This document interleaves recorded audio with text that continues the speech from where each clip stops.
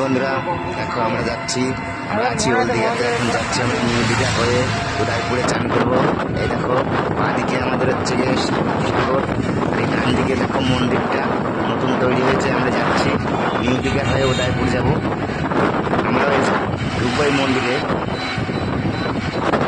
দেখো, দেখতে থাকো। মন্দিরের গেটটা বানিয়েছে দেখো, পূজা আয়োজনের।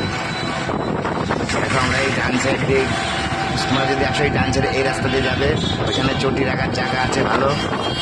আর এই দিক দিয়ে যদি তোমরা এখানে যদি আসো মন্দিরে ঘুরতে, তাহলে এই দেখো এই দিক দিয়ে ঢুকবে না তোমরা, ঢুকলে কিন্তু চটি রাখার জায়গা পাবে না বন্ধুরা। এই দেখো মন্দিরটা দেখাচ্ছি তোমাদের, দেখো খুব সুন্দর জায়গা। আমরাও যাচ্ছি চান করতে, নিউ দীঘা হয়ে উদয়পুর যাব।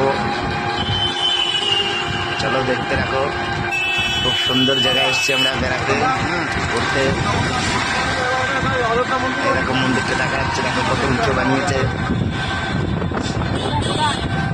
আচ্ছা বন্ধুরা, বাই।